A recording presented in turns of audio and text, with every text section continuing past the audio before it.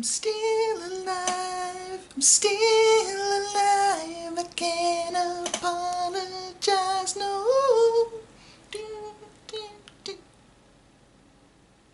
What? So I set my course, my battle begins.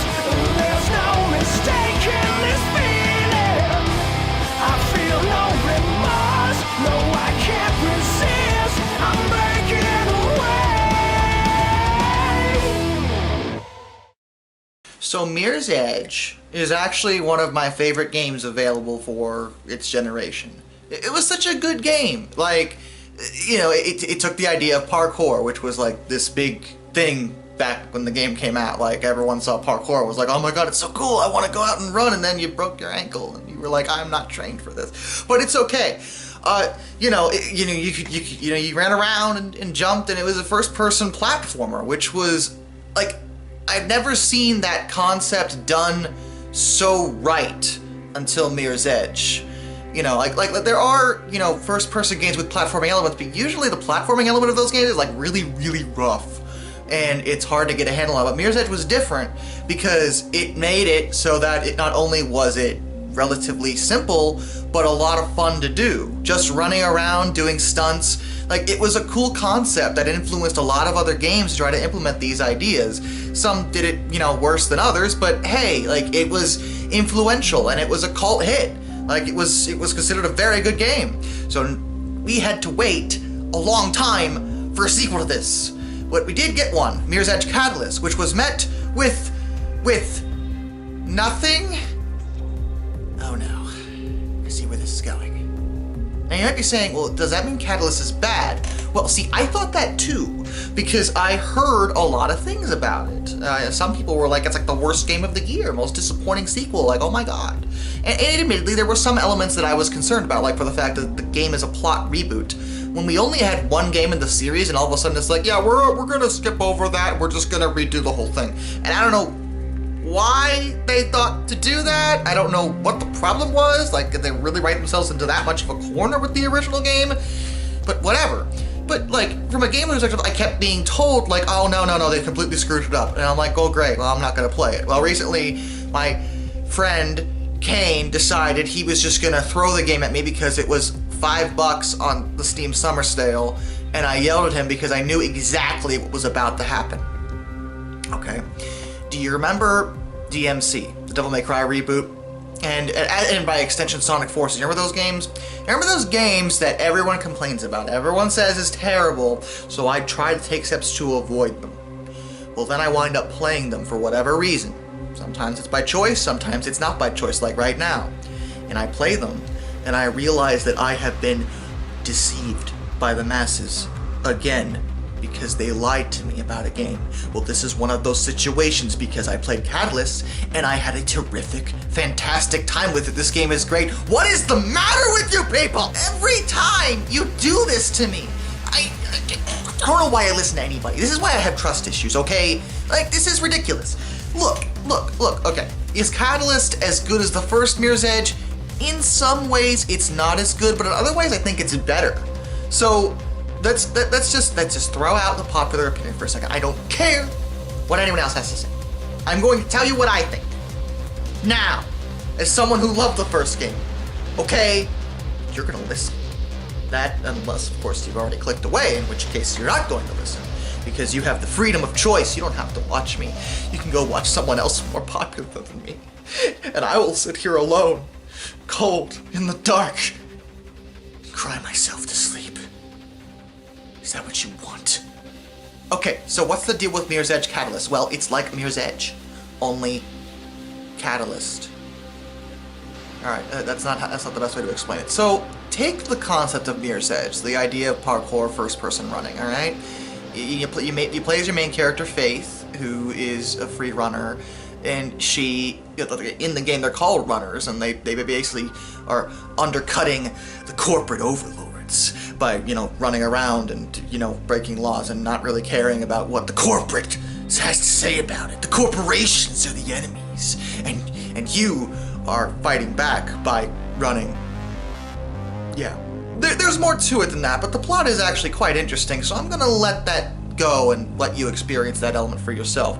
The real point of Mirror's Edge, I think, is definitely the immersion you feel, as well as the gameplay.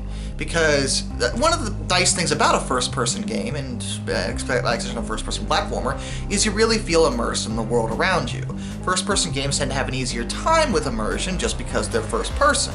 It's not to say that third-person games can't be immersive, but I find that first-person games tend to have an easier time with that because you're looking at it through the character's eyes, and by extension your own eyes. Mirror's Edge Catalyst is much like this, where, you know, you're running around and you're in this first-person world, and the world of Glass is absolutely gorgeous. It has a similar art direction to the first game. I think it's a little less white, so it's not like lens flary blindingness that the first game had, but it's still a gorgeous looking game. And the gameplay is incredibly solid. Like, that was the one thing that drove me nuts, because I kept hearing that they had ruined it, but I'm playing it and I'm like, this feels pretty much the same, if not better. There are new moves in addition, and there's a level up system to unlock other faith abilities, and it's not like anything you had in the first game is necessarily closed off. There's a handful of things that you have to unlock, but unlocking them is very simple, and you still feel, you know, powerful enough in the beginning that, you know, you're gonna be fine. It's totally okay to run around, and you get a grappling hook, which I thought was a really cool addition to the free running mechanics. And there's an open world element here, which I thought was an interesting idea and a bold decision by the developers, because an open world can cause a lot of problems. But in this case, I think it really enhanced the game, where you can run around in this open world and not be forced into a linear path like the first game had. Like, you can run around the entire city and traverse it as if it was real. And there's side quests to do, as well as the main story. You can choose to play through the main story without any hindrances, but you can do side missions as well, and share certain run times online to challenge other people in order to try to beat your time. And I thought that was a really cool addition to the game, that you can kind of, you know, share your experience with the masses, you know, and the people playing the game. In addition, I think the combat in the game, well, some people have complained about this, is largely better in terms of making more sense for the character. In the first game, the combat was centered around the idea of countering, where, you know, you used your speed, you would counter the enemies, and you would steal the gun, and you would shoot back at them. In this game, Faith doesn't like guns, so she doesn't use them.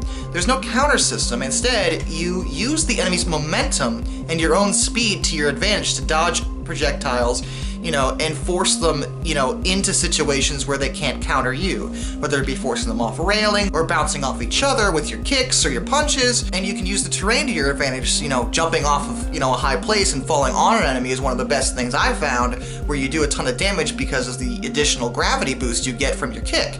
And, like, this system, I admit, is a little bit quirky to get used to because it's unique, but I think it is much better for a game like this to utilize your mobility and your agility as a runner in combat, where the first game was simply first-person shooting. Like, it was just, you know, grab a gun and blah, blah, blah, blah, you know, you just shoot. But I stress with you, this isn't supposed to be a first-person shooter. It's not supposed to be a shooter at all. It's a platformer. So avoiding that element and trying to utilize Faith in a more realistic way in terms of her running abilities, I think is much better, largely from a gameplay point of view. And that compelled with the fact that there are many situations where fighting may not even be the option you want to use. You just want to run away. And some people may like, well, I want to fight. Well, you can fight if you want. You have that choice. But many situations I found I was just like, you know what? I'm not even going to deal with this. I'm just going to leave. And you can do that. Like, that's an option. There are very, very few mandatory battles in the game. And I thought that was great, because I would imagine that a runner of Faith's caliber would actively try to avoid confronting the enemies with guns if she could, because she's not a, you know, like, that's not what runners do. Runners are supposed to rely on their speed to get past obstacles and not necessarily just bum rush everybody and punch them in the face. But again, the game gives you the liberty of choice here, where you can play the game however you want. There are combat mechanics to unlock too. It's not like it's just the platforming here, as well as new gadgets and things to use in order to enhance your abilities. Like, this is a much deeper game than I thought it was going to be in terms of its level up features and, well, and its exploration element. The idea of an open world actually turned out really well, I think, because not only do you want to play through the game for the story, but you may also keep replaying the game to try to enhance the world and look around and do different things that you didn't do before. And that I think really enhances the idea of Mirror's Edge, where you're running around trying to traverse a city. The whole point of free running or parkour is to traverse, urban environments in a creative way. And, now having the liberty of not being forced on a linear path like the first game had, being able to run around a whole city is a really breathtaking experience in many regards. The game has so many awesome moments, really cinematic moments as well, on top of a great story with interesting characters that is much more fleshed out than the first game had. Like, in many respects, Catalyst is a worthy sequel, whether it's a reboot or not, to the first Mirror's Edge. Like, it does everything right. For the most part. I mean, the only thing I would say that's necessarily worse is if you prefer a linear experience, it's a bit harder to get a handle on because you will be retraversing the same areas sometimes because of the open world element. That's the only issue I had with it. Also, if you don't like the idea of not using guns, yeah, you're gonna be annoyed because that's not what the game is about, but that's not what the game is about. So I think that this, ultimately, is a much better experience in terms of trying to be closer to what free running and parkour should be about. That's what I'm trying to say here. Now, whether you agree with that or not is your opinion. That's fine. But I think a lot of people didn't give this game a shot when it first came out based off of the initial reaction. I think that's so unfortunate because this really is a great, well put together game that I think any fan of the original game should definitely give a chance because it is a fun game. It is, still doing the same things Mirror's Edge did with the addition of new moves and a new combat system. And, isn't that what you would want in a sequel? Like, I was playing it and I'm like, this is bad to people?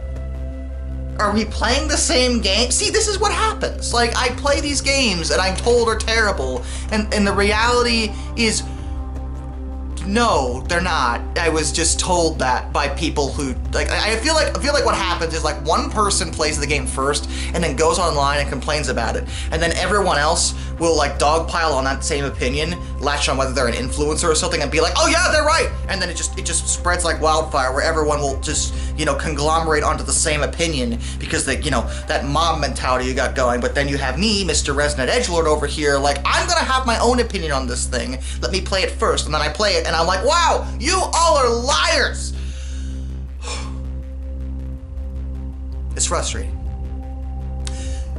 Till next time, this is Darkness, and I bid you all a fond farewell.